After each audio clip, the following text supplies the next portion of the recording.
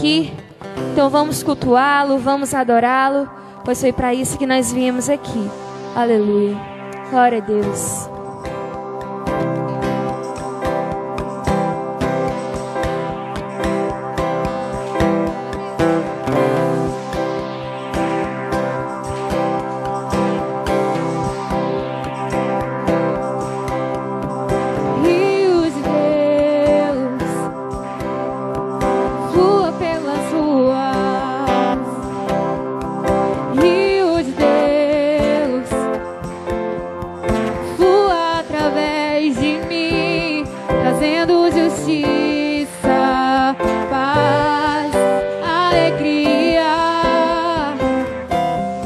Manifestando graça, misericórdia.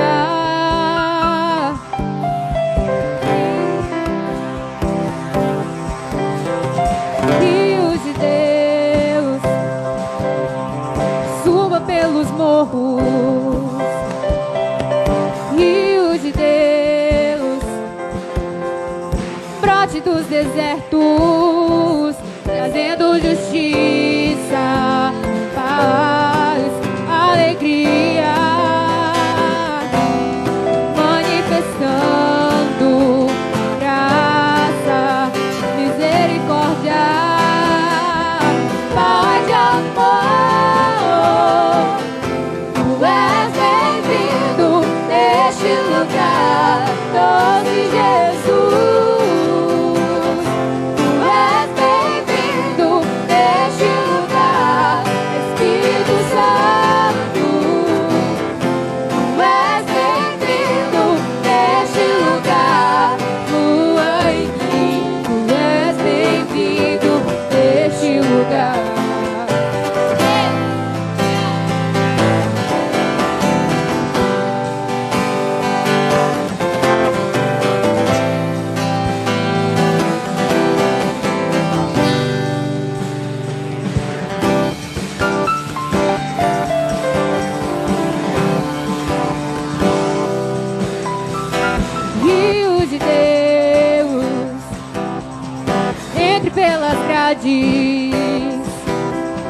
Rios de Deus, rompa as prisões, trazendo justiça, paz, alegria,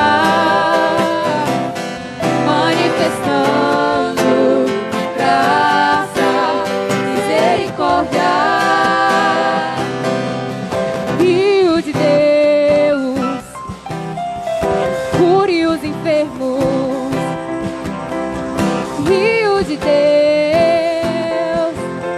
inunde as nações, trazendo justiça, paz, alegria, manifestando graças, misericórdia, Pai de amor. Tu és bem-vindo neste lugar, doce Jesus.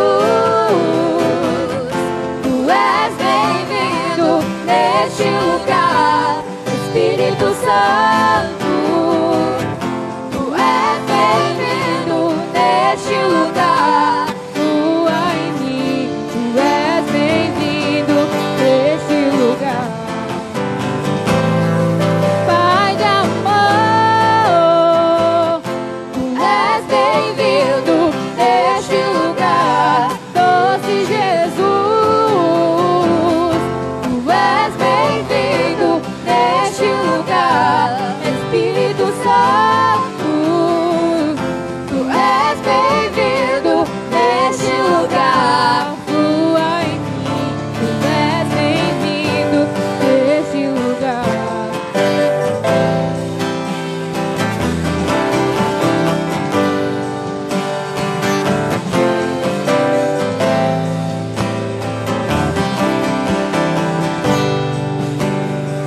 Deixa fluir o rio, rio, rio de Deus. Deixa fluir o rio, rio, rio de Deus. aquele que crê em mim, no seu interior fluirão rios. E aquele que tem sede, vem beber da água da vida. Aquele que crê em mim, no seu interior fluirão rios.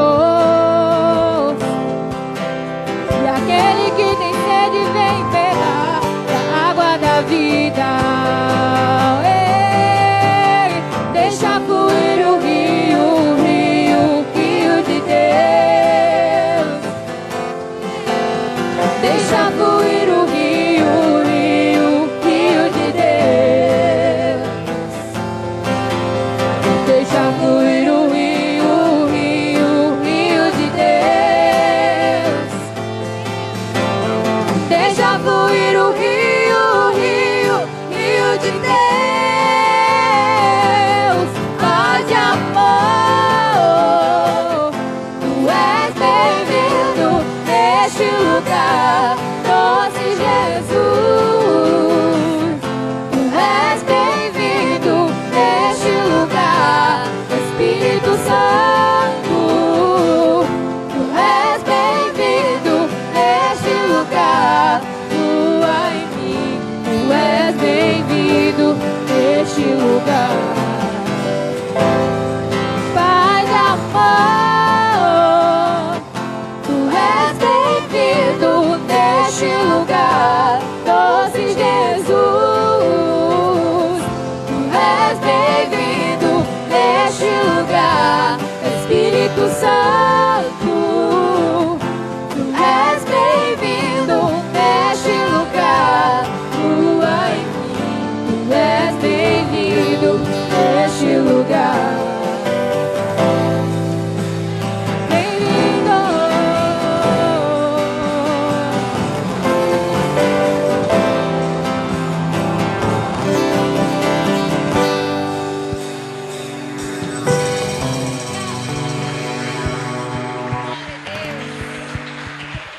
Aleluia. Glória a Deus. Seja bem-vindo aqui, Senhor. Aleluia. Estamos aqui para te buscar, para te adorar. Glória a Deus. O Senhor é fiel nas nossas vidas, sempre fiel.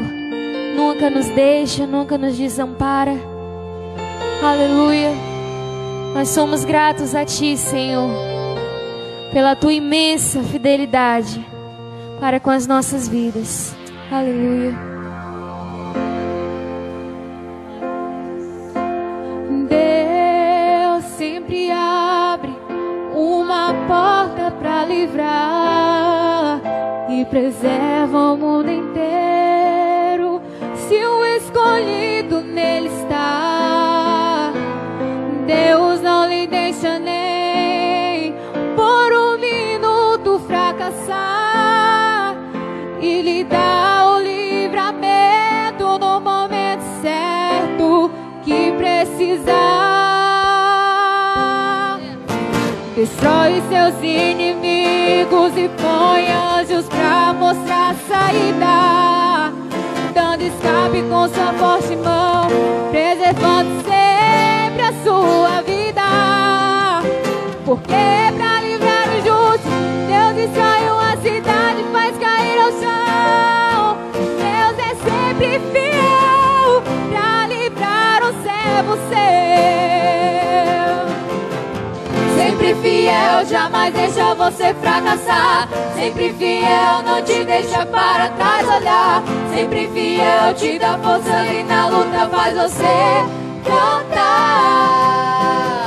Sempre fiel, te dá força pra vencer, te faz passar pelo fogo e ainda sobreviver. E nos espinhos te levanta, não te deixa ferir. Seca as águas, faz caminhos só pra você seguir. Sempre fiel, jamais deixa você fracassar.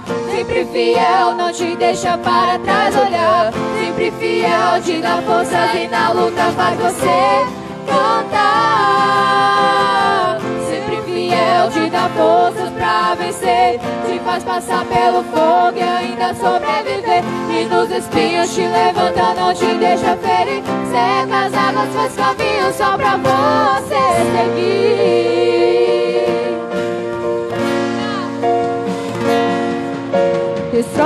meus inimigos e põe anjos pra mostrar a saída, dando escape com sua forte mão, preservando sempre a sua vida. Porque pra livrar o justo, Deus destrói uma cidade, faz cair ao chão. Deus é sempre fiel pra livrar o servo seu. Sempre fiel, jamais deixa você fracassar. Sempre fiel, não te deixa para trás olhar. Sempre fiel, te dá forças e na luta faz você cantar. Sempre fiel, te dá forças pra vencer, te faz passar pelo fogo e ainda sobreviver. E nos espinhos te levanta, não te deixa ferir. Seca as águas, faz caminho só pra você seguir. Sempre fiel, jamais deixa você fracassar. Sempre fiel, não te deixa para trás olhar. Sempre fiel, te dá forças e na luta faz você cantar. Deus é sempre fiel, te dá força pra vencer, te faz passar pelo fogo e ainda sobreviver. E nos espinhos te levanta, não te deixa ferir. Seca as águas, faz caminho só pra você seguir. Só pra você seguir.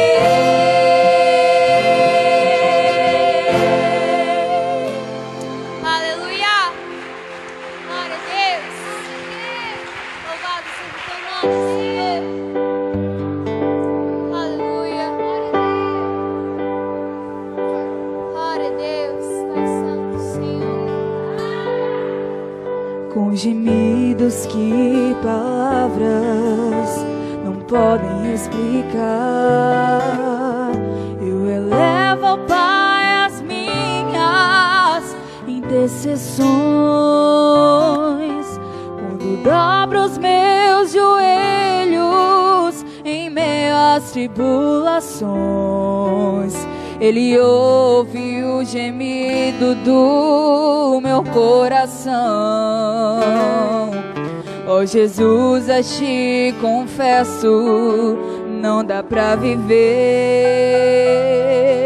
sem sentir a tua presença no meu ser.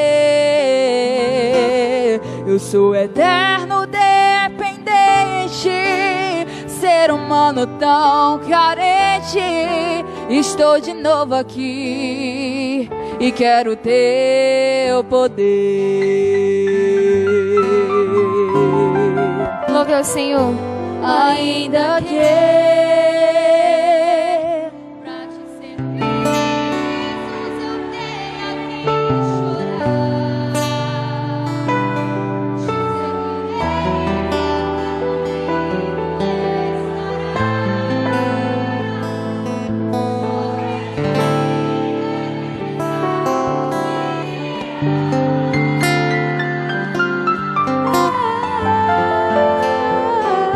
perdoa-me, porque às vezes não consigo nem falar. Logo as lágrimas meus olhos emolhar, como sinal que tu estás nesse lugar.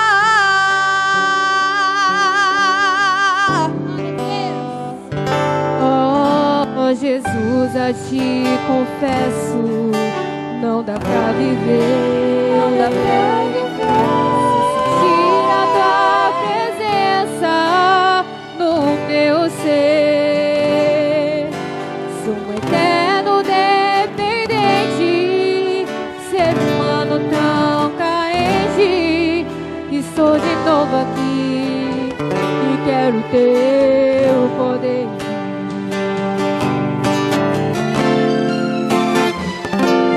Ainda que pra te servir, Jesus, eu tenha que chorar. Te servirei porque comigo estará. Sofrer contigo é bem melhor do que errar.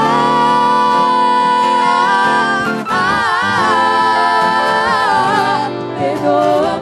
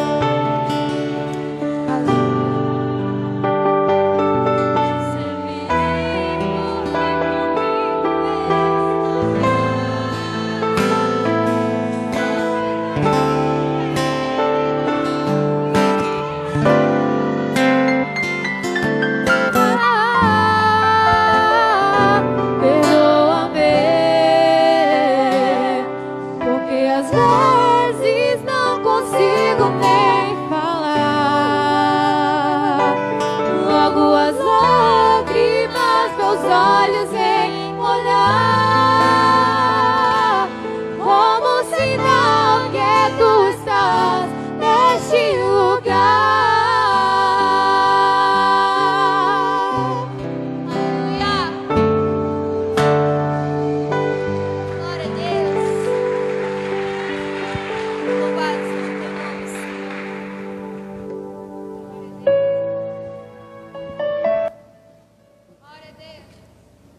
Glória a Deus.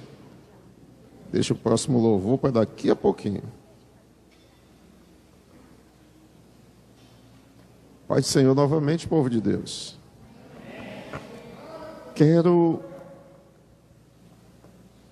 aqui externar a nossa preocupação pela vida do Felipe. Quem foi que encaminhou esse pedido de oração? Irmã Janice. Quem é ele? Seu amigo. Um rapaz de apenas 26 anos, ele teve um AVC, um acidente vascular cerebral, um acidente dos vasos, né? Quando há um rompimento dos vasos que alimentam o nosso cérebro. Porém, um rapaz de 26 anos, e nós já estamos vendo isso se tornar uma coisa comum e nos preocupa muito. Vamos orar pela vida do Felipe. Quero lembrar aos irmãos que as nossas inscrições no canal da igreja, o YouTube, ele já alcançou 300 inscritos. 300, né? Mas eu acredito que nós podemos multiplicar isso muito mais, porque não é nem a quantidade de membros da nossa congregação ainda. Então, nós ainda temos muito o que fazer para multiplicar. E eu peço que os amados, eles comuniquem, falem, conversem com seus filhos, com seus irmãos, seus parentes, seus amigos, e peçam para fazer inscrição no canal do Monte Castelo. Também a nossa sede já está funcionando, o canal será inaugurado agora no dia 22, se não me falha a memória. Dia 22, né, Emily? Dia 22, que é a data do aniversário do pai do pastor Gessé Góes, que é o pastor Ezequias Martins Ferreira, né? O nosso grande patriarca, o pai do pastor Gessé, que tem sido um homem de Deus, agora completando já 94 anos de vida, ele com muita luta, permanecido fiel nos caminhos do Senhor. Também queremos avisar aos nossos amados que sábado nós teremos evangelismo nas ruas do nosso bairro, aqui no bairro Ellery, tá certo? A partir das 14 horas, 16 horas, estará aqui o evangelismo de porta em porta. Vamos aproveitar enquanto ainda podemos fazer, porque já existem aí projetos de lei querendo proibir a evangelização de porta em porta, querendo proibir que o evangelismo saia da igreja e seja apenas por meios de comunicação, através da televisão, ou só dentro da própria família, como é na Arábia Saudita. Na Arábia Saudita, se você nasceu cristão, você pode ser cristão, mas você não pode evangelizar ninguém. Você não pode pregar a palavra de Deus para ninguém. Você não pode nem andar com a Bíblia. Vocês sabiam que os Emirados Árabes estão tendo um problema com os restantes dos países árabes, porque simplesmente os Emirados Árabes resolveu tolerar as religiões do mundo. Nos Emirados Árabes Unidos, agora existe a sinagoga dos judeus, existem as mesquitas dos árabes, existem as igrejas católicas e existem 4 igrejas evangélicas trabalhando nos Emirados Árabes. Mas eles têm um bairro definido para eles, que é um bairro apenas de cristão, é um bairro apenas de judeus, é um bairro apenas de mormons e bairros de católicos. E dentro daquela região, você tem liberdade para você evangelizar, pregar a palavra. Então, os Emirados Árabes agora, por conta desta abertura, o Catar, que faz fronteira com eles, cortou o relacionamento com eles. E a Arábia Saudita está ameaçando cortar relacionamento com eles. Porém, eles estão dando um passo à frente para a liberação e a tolerância das religiões, que é o grande problema no mundo. E é uma das coisas que o anticristo vai resolver. Ele vai instituir uma única religião, um único Deus, que será ele a ser adorado, e desta forma ele vai unificar os povos, porque ainda se acredita que um dos grandes problemas da humanidade é a religião. Assim, já dizia Marx, né? E nós, igreja, temos que estar bem atentos ao que está acontecendo ao redor do mundo. Bem atentos, ligados, fique com a sua mente aguçada, porque nós podemos estar vivendo o tempo da volta de Jesus Cristo nos nossos dias. Aquilo que tanto nós anunciamos, tanto nós falamos, pode estar se cumprindo agora, nos nossos dias. Não é, irmão Marcos? Nos dias atuais. Amém? Você deseja ofertar para a casa do Senhor nesta noite? Sim? Então apresente a sua oferta ao Senhor. Pai, Deus maravilhoso, Deus eterno, Senhor, com o coração e com alegria contribuímos com a Tua obra. Desejamos vê-la crescer, florescer, ser cada dia mais bonita, mais perfeita, mais adornada. Desejamos ver o templo cada dia mais aperfeiçoado. Isto nós sabemos que é o nosso zelo. Não um zelo por coisas materiais, mas o zelo, Senhor, para vermos tudo aperfeiçoado, bonito, lindo, porque é nossa responsabilidade suprir as necessidades da Tua obra aqui na terra. Esta obra foi confiada em nossas mãos e temos a responsabilidade com ela. Te agradecemos pelo privilégio de contribuir com a Tua obra e abençoá-la. Em tudo nós te agradecemos através do nome do Senhor Jesus. Você confirma comigo? Amém.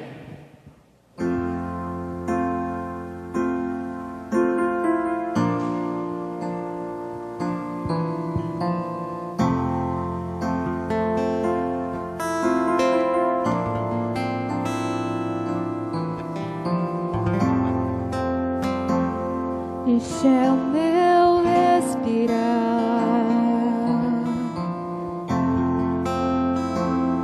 este é o meu respirar. Teu Santo Espírito vivendo em mim.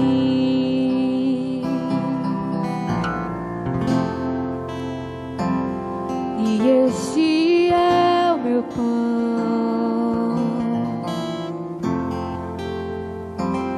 e este é o meu pão,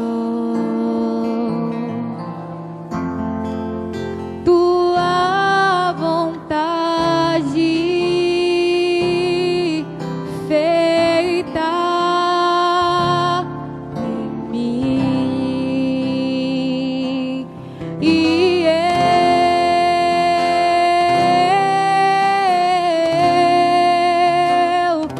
eu nada sou sem ti.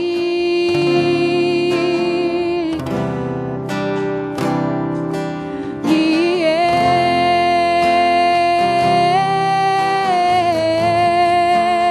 eu perdido estou sem ti, Jesus.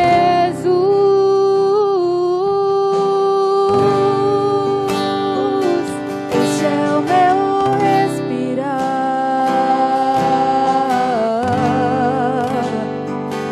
este é o meu respirar. Teu Santo Espírito vivendo em mim.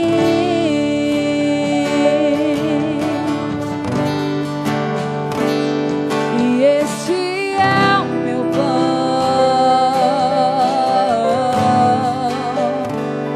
Jesus, tu és meu pão, tua vontade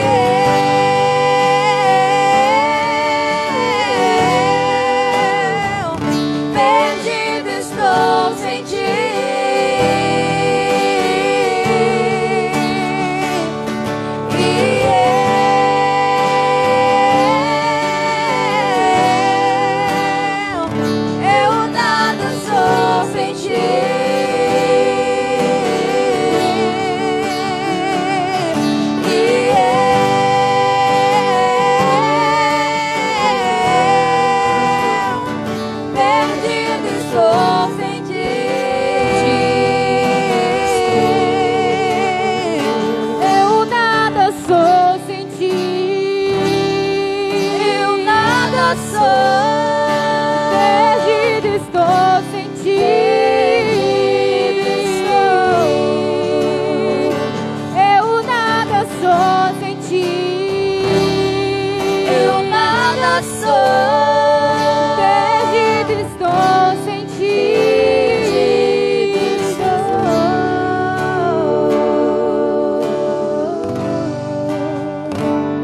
Este é o meu respirar.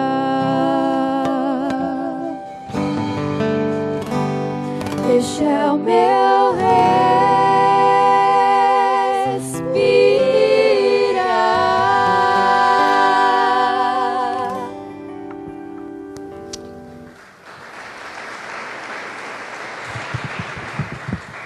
Abra a sua Bíblia no Evangelho de Mateus, capítulo de número 1, a partir do verso de número 18.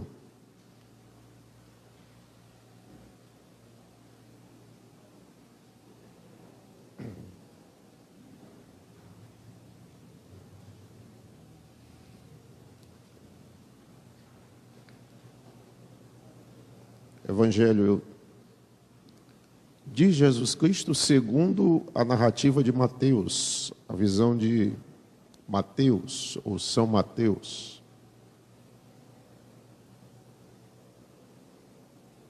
A partir do verso 18, capítulo 1, verso 18. Todos localizaram o texto? Bem, então vamos nos pôr em pé. Todos em pé? Em respeito, em reverência. Só os que estão saudáveis, né? Ora, o nascimento de Jesus Cristo foi assim.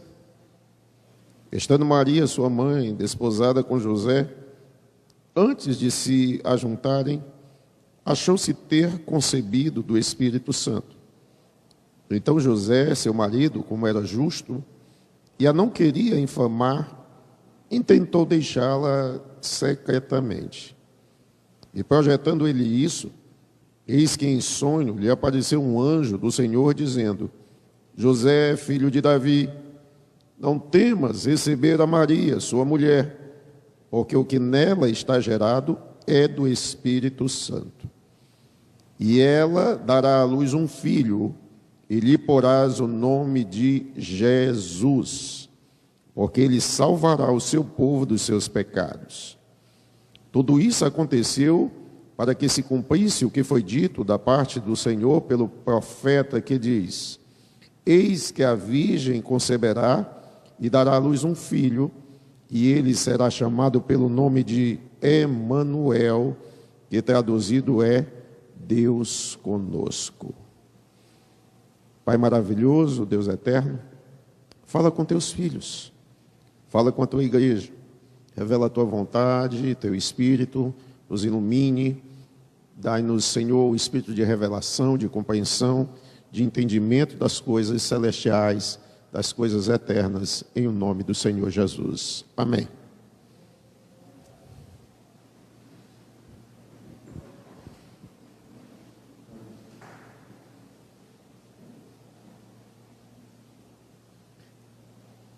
O Evangelho de Mateus, ele tinha um objetivo de transmitir ao povo de Israel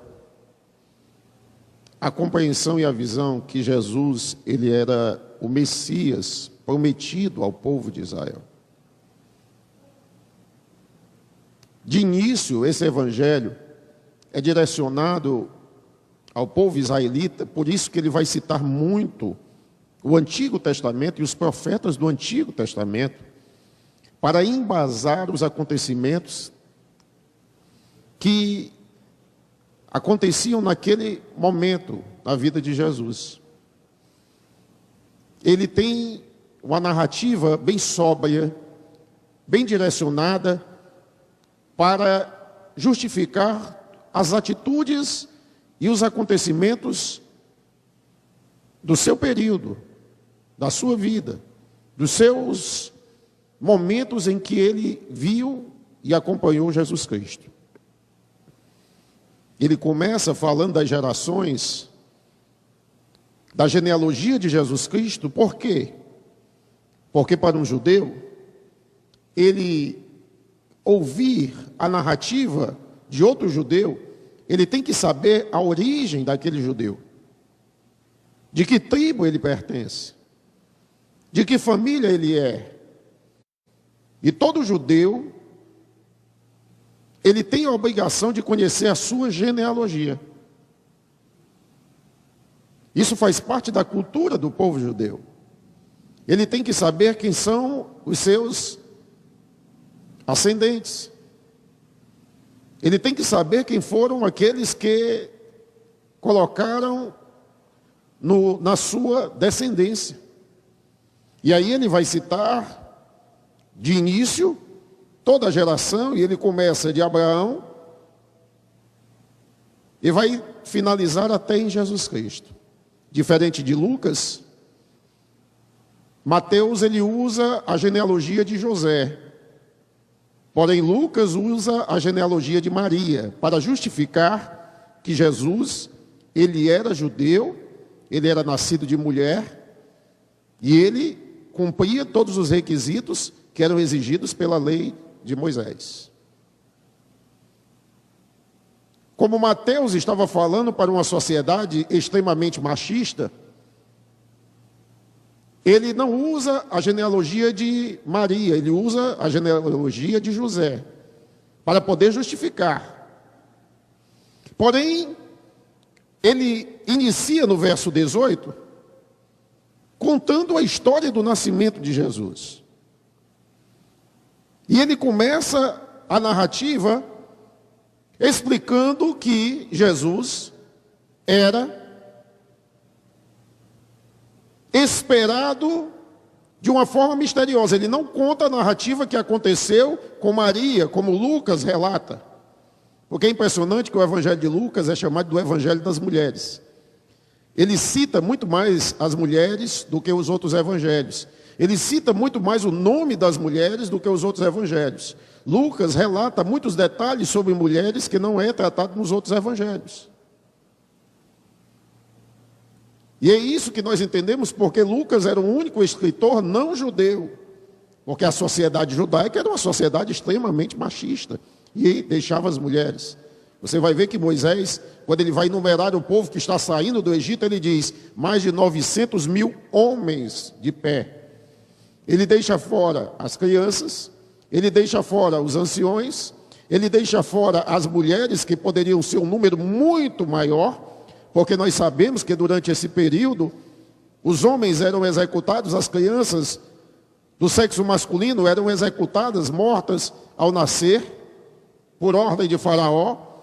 Então, quando ele cita o nome de 900 mil homens, você vai multiplicar esse número aí talvez por 5 ou por mais. Porque ainda existem os anciões, e as mulheres, e as crianças.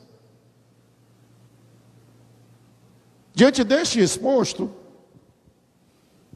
nós temos que entender o que Mateus quer nos tratar. Ele está explicando do nascimento de Jesus Cristo, o Messias. E ele está aqui justificando o nome dele, Jesus. O seu nome será Jesus. Você pode dizer comigo, Jesus? Bonito, não é esse nome? É lindo. No tempo de Jesus, esse era um nome comum. Você sabia? Flávio Joséfo, no seu livro, quando ele fala a história dos hebreus, ele vai citar mais de 20 Jesus. Porém, tem um que ele fala um trecho muito curto, de 3 linhas, que neste tempo apareceu um homem que fazia grandes proezas, grandes sinais. Não era este o Cristo? É uma pergunta que ele faz, ele não tem a resposta.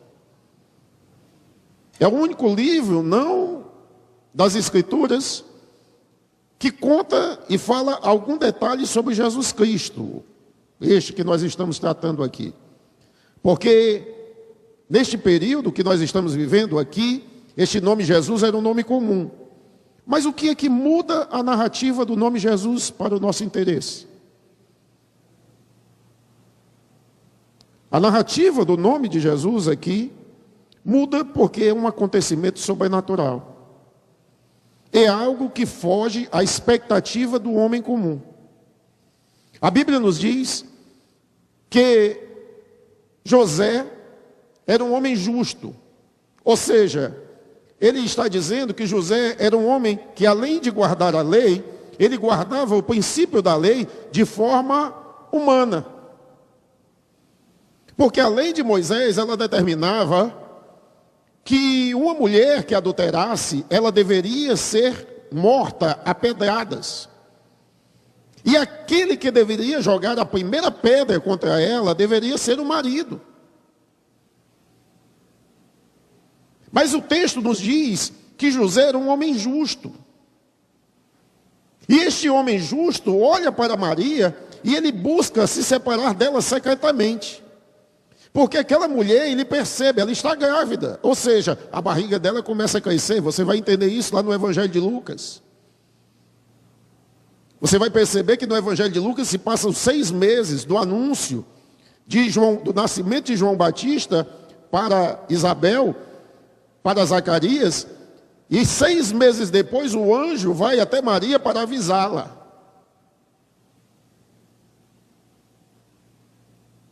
Havia uma aliança de casamento entre José e Maria, entre o pai de José, entre o pai de Maria e José. Acredita-se que Maria, nesta idade, teria entre 15 e 16 anos. Era apenas um adolescente. José já era um carpinteiro, já era um homem profissional. Já era um homem. E agora ele está começando a formar a sua família. E ele olha para aquela jovem e ele percebe que ela está grávida, mas ele sabia que se ele anunciasse aquilo publicamente, ela seria morta e apedrejada. E aí à noite, o anjo do Senhor vem até ele e anuncia: não temas. É interessante esta palavra, não temas. Não temas de recebê-la como tua mulher, porque o que está dentro dela está sendo gerado pelo Espírito do Senhor. Aqui eu aprendo 2 coisas muito importantes para a minha vida. A primeira coisa que eu aprendo é que quando Deus falou com Maria e disse que ela daria a luz a uma criança, e o nome dele seria Jesus, Maria naquele momento só quis entender como isso aconteceria. Ela não duvida, ela não questiona, e ela aceita, mesmo sabendo a sociedade que ela estava inserida e o risco que ela corria. E aí Deus assume a responsabilidade de colocar tudo no seu devido lugar. Prepara aquele que deveria ser o seu marido para entender e compreender a missão divina na vida daquela criança. Existem coisas na vida da gente que nós queremos de todas as formas entender como é que Deus vai fazer, Não se preocupe, Deus faz. Se Ele está lhe direcionando e lhe orientando para um segmento, para algo na sua vida, Ele vai cuidar de você em todos os detalhes. Ele vai ajustar todas as coisas para que tudo dê certo. Amém? A segunda coisa que eu compreendo é que não existe contradição nas coisas de Deus. Diga, não existe contradição nas coisas do Senhor. Qual foi o nome que ele disse que seria para Maria? O nome da criança? Qual foi o nome que ele disse para José? Jesus. Tem tanta gente embaraçada aí na vida, povo de Deus. Porque querendo atrás de profecia, e as profecias não se encontram, não dão certo. É tanta gente vindo me perguntar as coisas: pastor, o irmão profetizou uma coisa para mim, outro irmão profetizou outra. E eu disse: e aí? Deus é Deus de confusão, irmã Cida? Deus é Deus de confusão? A Bíblia diz que Deus não é Deus de confusão. Então não precisa você correr atrás de profecia. Aquilo que Deus tem para fazer, Ele vai fazer. E se Deus coloca um sonho, um desejo dentro da sua alma, no seu coração, não se preocupe, Ele vai cuidar disso. É Ele que vai organizar suas coisas, como Ele fez com José. Se acalme, tenha confiança no Senhor, se esforce, tenha bom ânimo. E aqui, nós entendemos algumas coisas. Primeiro, por que Deus escolheu esse nome Jesus? A primeira coisa que eu entendo com isso é que, talvez você tenha uma dúvida, pastor, ele tem aí o nome Jesus e também tem o nome Emanuel. Qual é o nome dele, então? É Jesus ou é Emanuel? O nome dele seria Jesus. Emanuel é como se fosse um atributo. Porque também diz, o seu nome será Conselheiro, Deus Forte, Pai da Eternidade, Príncipe da Paz. O que mais?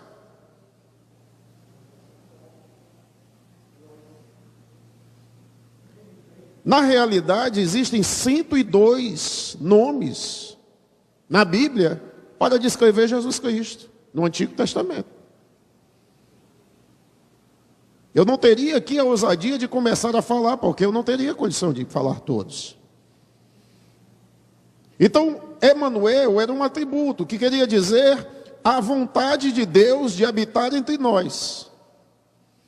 Era o desejo de Deus estar entre o seu povo. E quando você vai olhar no Antigo Testamento, você vai ver que quando Deus faz o tabernáculo e coloca o tabernáculo no meio do povo de Israel, aquele tabernáculo, em toda a sua formação, ele representa Jesus Cristo. Ele representa a missão de Jesus Cristo. Primeira coisa que você tem que entender, qual era o tecido que era usado para cobrir o tabernáculo?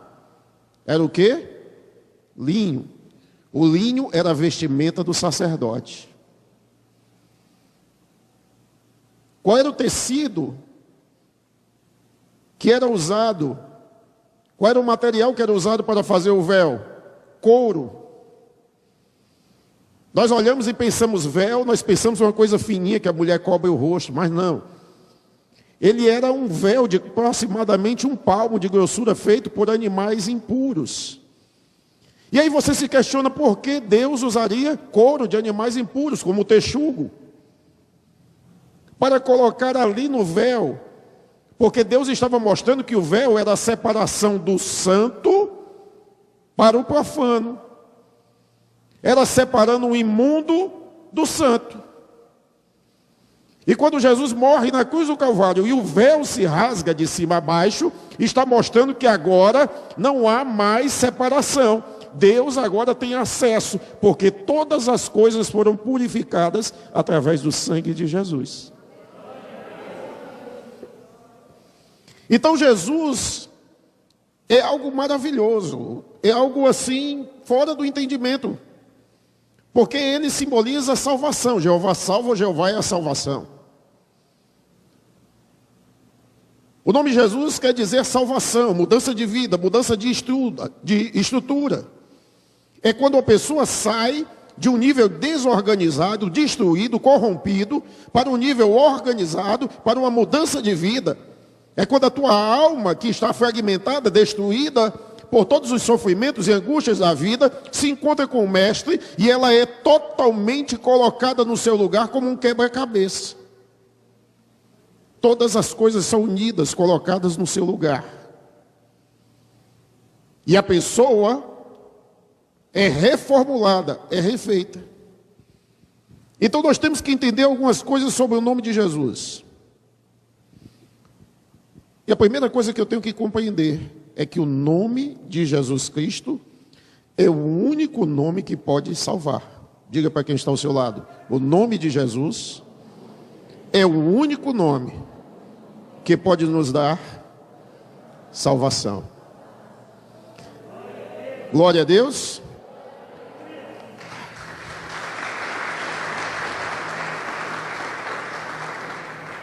Olha o que é que está escrito aqui.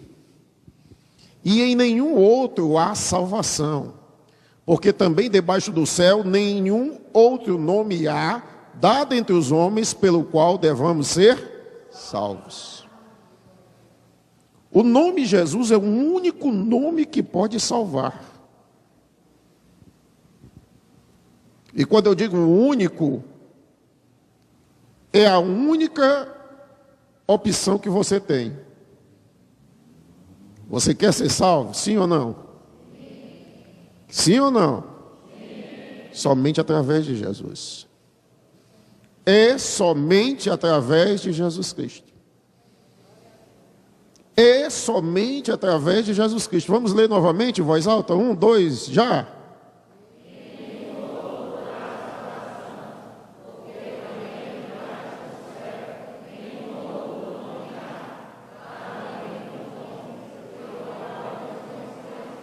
Não existe outro nome debaixo do céu para nós.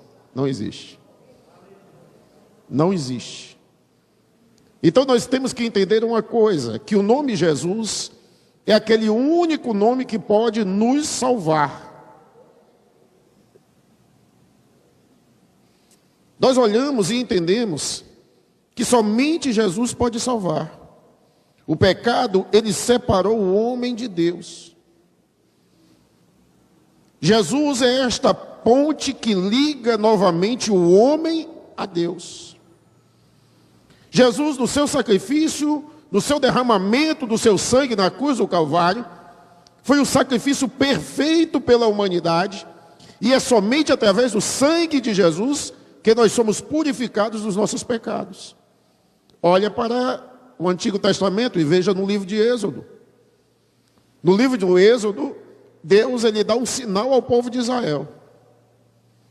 Quando as 10 pragas acontecem, a 10ª praga vem e a morte dos primogênitos.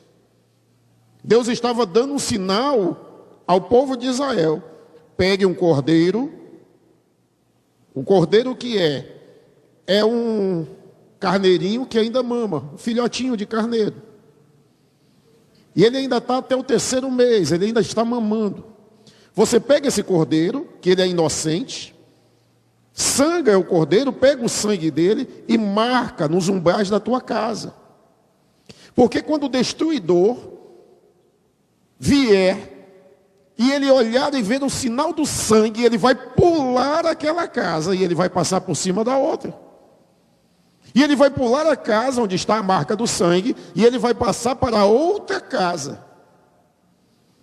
Daí o nome Páscoa, que quer dizer passar por cima. Pular. Quando o destruidor, o anjo destruidor vinha para assassinar os primogênitos, que ele via o sangue do cordeiro derramado sobre a casa do povo de Israel, ele olhava o sangue e ele pulava aquela casa. Isso simboliza o quê? Nos dias atuais. Simbolizava o sacrifício de Jesus na cruz do Calvário e que a morte e a destruição não tem poder sobre a vida daqueles que estão marcados com o sangue de Jesus. É maravilhoso. O sangue de Jesus nos purificou e nos lavou. E aí ele nos dá nova vida, nova oportunidade. Lá em Lucas capítulo 19, do verso 9, Jesus olha para aquele homem chamado Zaqueu, e Jesus diz: hoje veio a salvação a esta casa, pois também este é filho de Abraão. Porque o Filho do Homem veio buscar e salvar o que se havia. Olha o nome dele e a ação dele através do seu nome. Muitas vezes nós pensamos que Jesus veio apenas para nós, que somos santos, não é isso? E a palavra santo quer dizer separado. Nós nos separamos do mundo, sim ou não? Nós fugimos do pecado, sim ou não? Então nos santificamos. Isso é se santificar, isso é se separar, isso é ser santo, fugir do pecado. Nem sempre você consegue. Nem sempre nós conseguimos. Mas nós olhamos e vemos que a missão de Jesus é buscar o pecador. E aí o que ele diz? Porque o Filho do Homem, outro nome para Jesus, outro título para Jesus, veio buscar e salvar o que havia perdido. O amor dele é tão grande por nós, que ele veio nos buscar quando nós éramos pecadores. Quando nós estávamos fedidos pelo pecado, no mar da ignorância, na lama do pecado. E ele vem, nos resgata, nos retira do pecado e nos dá uma nova oportunidade, nos dá uma direção, brilhando pela luz do Espírito Santo sobre as nossas vidas. Isso é maravilhoso. Você pode dar um glória a Deus? Então, nós temos que entender que o nome de Jesus é aquele que nos torna filho de Deus.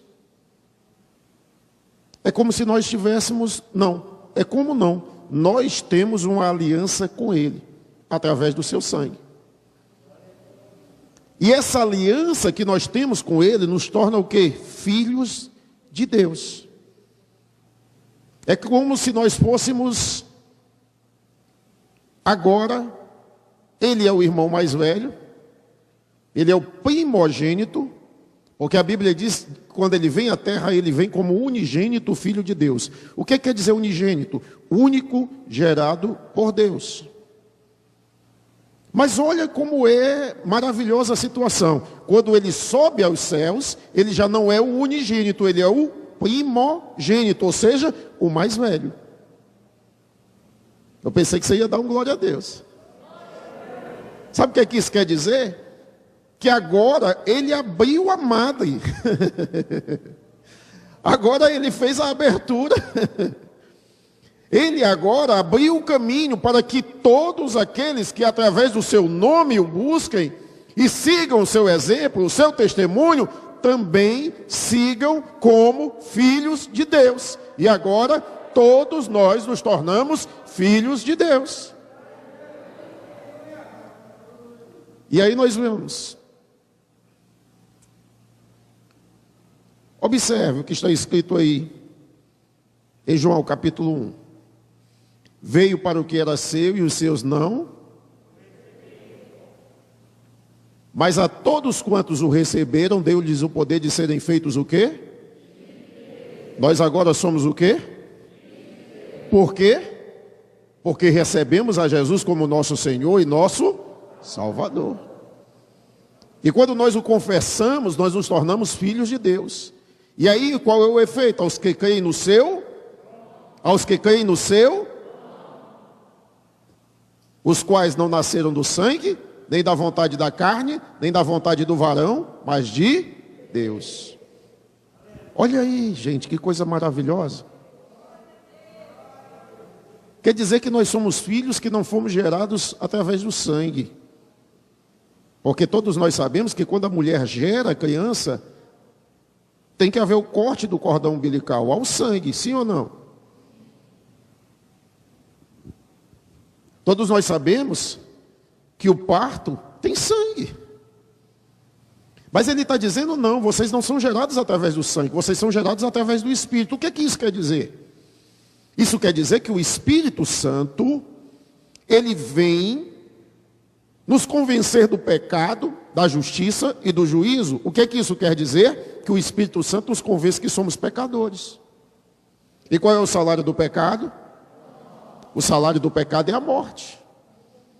Porém, ele nos dá uma opção. Mas, se você aceitar Jesus como o único e suficiente Salvador da sua vida, você é transformado, você é salvo, e a partir de agora você tem comunhão com Deus. Aqueles que não o quiseram receber, o povo judeu, eles tinham uma visão. Qual era a visão que eles tinham do Messias? A visão que eles tinham do Messias era que seria um rei poderoso, que viria subjugar todos os povos da terra, dominar todas as nações, todos os povos, e fazer Israel ser uma potência mundial novamente. Quando Jesus vem e diz, o meu reino não é deste mundo, aí eles, não, nós queremos um rei deste mundo. E é o grande problema, porque virá um homem chamado Anticristo, que se tornará inimigo de tudo que Cristo representa. E aí eles vão recebê-lo como se ele fosse o Messias prometido a Israel. Eles vão adorá-lo, ele vai adentrar no templo de Deus, que será erguido novamente. E eu quero dizer uma coisa para vocês. Todos os utensílios do templo estão construídos e preparados em Jerusalém. Quando eu estive em Jerusalém, eu fiquei impressionado com o tamanho do menorá. O que é o menorá? O candelabro, que representa o Espírito Santo. Gente, ele é grande, maravilhoso. Está na praça de Jerusalém, todo coberto de vidro. São 74 quilos de ouro puro, batido. Ou seja, o ouro não é derretido, ele é feito na martelada, na pancada. E aí o que é que acontece? Acontece que todo o material para o templo está ali, as mantas sacerdotais, está no museu de Jerusalém. Se eles hoje tivessem que erguer o templo, eles não precisariam mais do que 40 dias para fazer o templo ser erguido novamente e estar novamente de pé. Eles não precisariam mais de 40 dias. Mas aquele templo, ele simbolizava Jesus Cristo. Aquele templo, ele simbolizava Jesus, porque Jesus disse, pode destruir esse templo, e em 3 dias eu ergo de novo.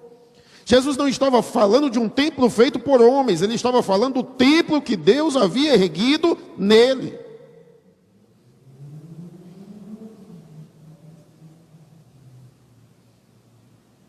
Quando eu tiver outra oportunidade, eu vou falar aqui sobre as 70 semanas de Daniel, para que vocês possam entender.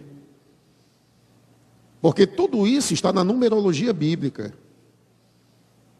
Quando Daniel faz a referência das 70 semanas, no meio das 70 semanas falta uma semana. E essa uma semana que falta, são os 2000 anos de graça que Deus derramou sobre nós, para a remissão dos não-judeus, dos gentios que somos nós. E durante esse período agora que a graça de Deus está derramada sobre nós, o alvo da salvação é direcionado para nós, aqueles que não fazem parte do corpo judaico, aqueles que são os confins da terra. Porém, chegará um momento que esse tempo vai fechar e a última semana de Daniel, que é a última semana chamada da grande tribulação, ela se iniciar sobre a terra. E será um período de grande tribulação. E o que nós estamos vendo hoje com pandemia, com essas doenças, com essas pragas, com esses rumores de guerras que aí estão acontecendo, é apenas o princípio das dores de parto. Porque as dores para o nascimento serão muito mais fortes.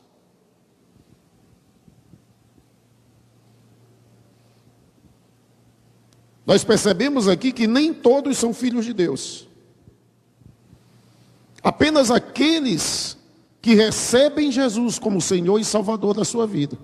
Lá em Gálatas, capítulo de número 3, no verso 16, diz que somente em Cristo nós somos filhos de Deus. Olha aí. Você pode ler comigo? Porque todos sois filhos de Deus pela fé em Cristo Jesus. Quando nós estamos unidos na mesma fé, quando nós estamos ligados na mesma fé, a fé em Jesus Cristo. Sim ou não? Nós somos irmãos? Sim ou não? Em quem nós somos irmãos? Em Jesus nós somos irmãos. Mas se você não quiser ser irmão em Jesus, você vai ser irmão, sabe em quem? Em quem? Em Adão. Todos nós somos pecadores. Mas em Jesus nós fomos feitos santos, remidos. O que quer dizer isso? Os nossos pecados foram perdoados em Cristo Jesus. E o efeito é tão maravilhoso, irmãos, que Ele não só perdoou os nossos pecados, como Ele está perdoando e Ele ainda perdoará. É um efeito maravilhoso de transformação e modificação, desde que haja arrependimento, haja mudança de atitude, mudança de vida. Somente em Cristo nós somos filhos de Deus. Quando cremos no poder do nome de Jesus Cristo, recebemos o direito de sermos filhos de Deus.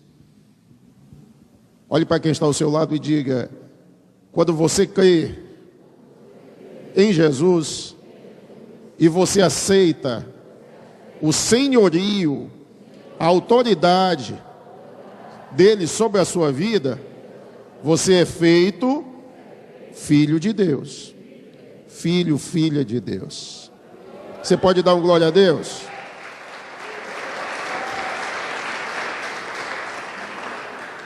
Mas o que eu acho ainda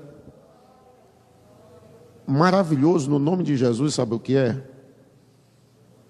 É que poucos cristãos têm tomado posse, mas no nome de Jesus nós temos autoridade.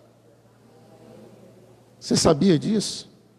Que no nome de Jesus nós temos autoridade?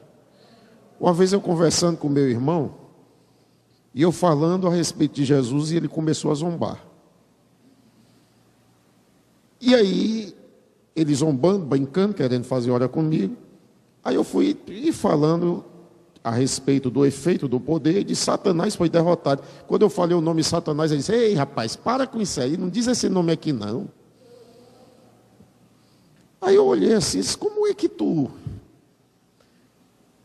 não teme o nome que está acima de todo nome, tu vai temer o nome de uma pessoa que está derrotada? Não, porque isso aí é atraso. Isso aí atrai coisa ruim. É o grande pensamento da grande maioria das pessoas lá fora. As pessoas lá fora não têm compreensão do poder que há no nome de Jesus. É por isso que neste culto de ensino, eu tirei esse tempo aqui para falar sobre Jesus Cristo para você. Porque por mais que Satanás, e a palavra Satã quer dizer adversário, porque o nome dele, esse nome Satanás é um título, e a condição que ele se coloca aqui na terra, como adversário de tudo aquilo que representa Deus. Porque outrora o seu nome era Lúcifer, que quer dizer estrela da manhã. E Ezequiel capítulo 28 e Isaías capítulo 14, nós lemos e entendemos a profecia sobre o rei de Tiro, que é uma profecia que está ali se referindo também a Satanás. E nós olhamos todo o glamour, toda a beleza que havia nele. E quando ele se manifestava, ele era conhecido como o auferidor da medida, ou seja, o topo máximo da medida. Cheio de beleza, de formosura, cheio de coisas agradáveis, que atraíam a atenção. Aí Deus olha e diz, quando ele se enche de si mesmo, e ele se acha que ele deveria estar no mesmo patamar de Deus, no mesmo nível de Deus, Deus olha para ele e diz: não, contudo tu serás levado ao inferno, ao mais profundo do abismo. E aí ele perde o título de Lúcifer, e esse título agora passa para a igreja do Senhor Jesus, porque está lá no livro do Apocalipse, que nós receberemos a estrela da manhã.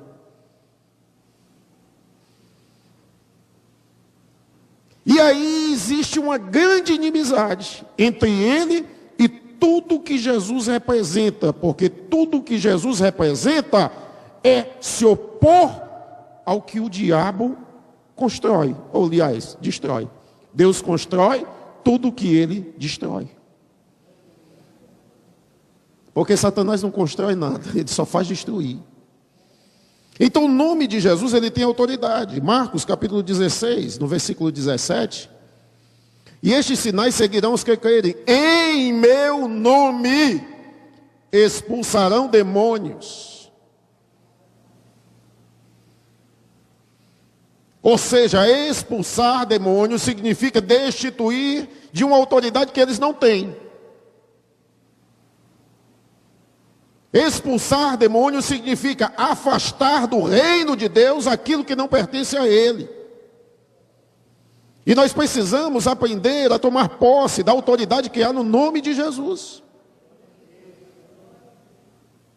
Não é uma coisa que você faz porque simplesmente você acha que deve fazer. É uma coisa que você faz porque você sabe no seu coração que Deus o direciona a fazer.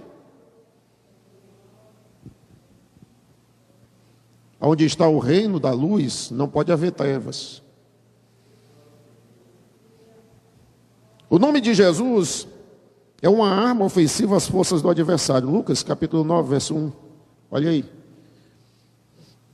E convocando os seus 12 discípulos, deu-lhes virtude e poder sobre todos os, e para curarem enfermidades. Tem crentes nos dias de hoje que fogem com medo, né? Um dia uma irmã estava correndo, procurando o irmão para expulsar um demônio.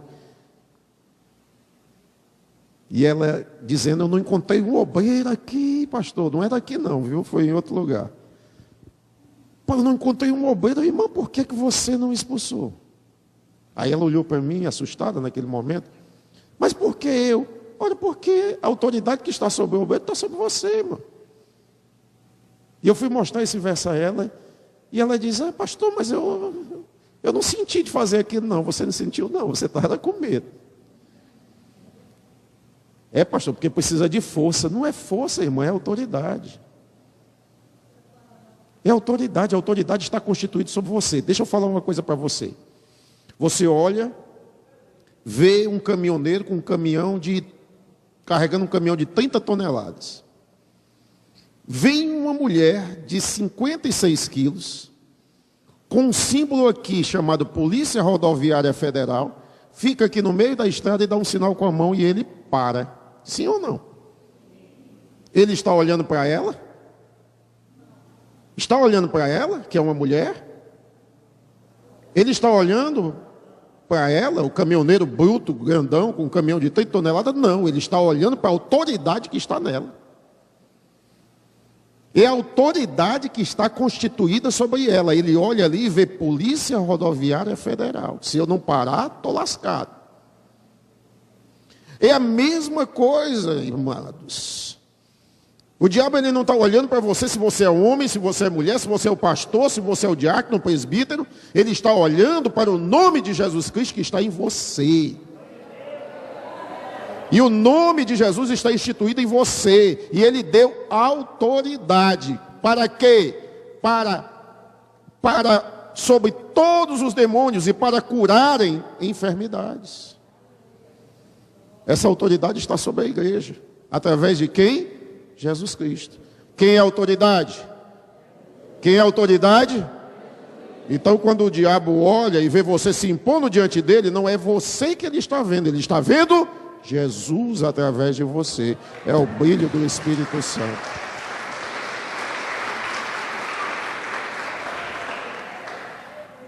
Tome posse.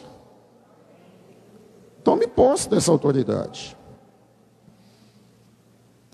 Um dia o diabo no jardim do Éden, ele roubou a nossa autoridade. Ele nos enganou, tomou. Através do engano, da mentira, da trapaça. E aí Jesus, na cruz do Calvário, ele toma de volta. A Bíblia diz que ele desce 3 dias ao inferno, ao Sheol, à sepultura. Eu fico imaginando que foi 3 dias de grande tribulação para o diabo. Foram 3 dias em que o inferno viu luz brilhando. Foram 3 dias que o diabo, onde é que eu me meti? Eu me aproveitei dele durante aqueles 3 anos e meio do ministério dele, durante os 33 anos de vida dele, mas agora... A Bíblia diz que Jesus desce ao inferno. E por que ele faz isso? Para pegar a chave. E que chave é essa? A chave da morte. Porque antes descia-se, porque o homem era pecador e o salário do pecado é a morte. Havia uma separação no Hades, dos justos e dos injustos, mas todos estavam no Hades. Uns já estavam da agonia do sofrimento que viria sobre eles. Outros estavam no gozo da felicidade, na expectativa da vitória que já viria para eles. E quando Jesus desce, a Bíblia diz que ele pisa na cabeça do adversário, ele destitui a sua autoridade. Pisar na cabeça é destituir de autoridade. Mas deixa eu dizer algo para você. Quando os reis venciam as batalhas, o rei derrotado, ele tinha que se dobrar diante do vencedor, se ajoelhar, se deitar no chão, e o rei vencedor vinha e colocava o seu pé sobre a cabeça do derrotado, em sinal da sua vitória, em sinal da sua glória. Sabe o que isso significa? Que quando Jesus desce, ele vai lá no reino do adversário, onde ele tinha domínio, onde ele tinha autoridade, e ele diz: agora a autoridade não é mais sua, é minha. Agora o poder não é mais seu, é meu. Eu venci. Eles foram enganados, eles foram trapaceados, mas eu paguei o preço por cada um deles. E agora todos eles me pertencem. Todos eles são meus.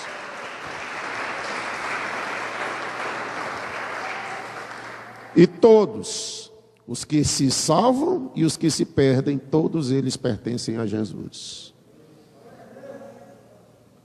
Porque nós temos que reconhecer a autoridade dele. E quando nós não reconhecemos a autoridade dele, nós estamos rejeitando ele e o reino dele. E como é que nós podemos morar com ele na eternidade, se nós rejeitamos aqui na terra o reino que pertence a ele? É por isso que temos que evangelizar e pregar a palavra de Deus, porque a ignorância que habita neste mundo ainda engana muitas pessoas. Para finalizar, quero dizer que através do nome de Jesus nós somos restaurados com poder e autoridade sobre as trevas. Se existem cadeias que prendem você, se existem situações que ainda estão na sua vida, causando sofrimento a você, saiba que isto é temporário. Saiba que isto tem o preço de algum tempo. Não precisa você se desesperar. Não precisa você se pensar em tirar a própria vida. Não precisa você ficar pensando em fugir, se esconder, se mandar para um lugar distante, se isolar de todo mundo. Não. Eu quero dizer para você que existe um tempo que nós devemos pagar pelos sofrimentos das batalhas, porque ainda existe um reino lutando aqui na terra para não ser dominado. Mas a Bíblia diz que Jesus venceu. E ele venceu e ele nos fez mais do que vencedores. E em Cristo Jesus nós somos mais do que vencedores. Diga comigo, em Cristo Jesus nós somos mais do que. Diga sempre isso para você mesmo. Fica de pé em nome do Senhor Jesus.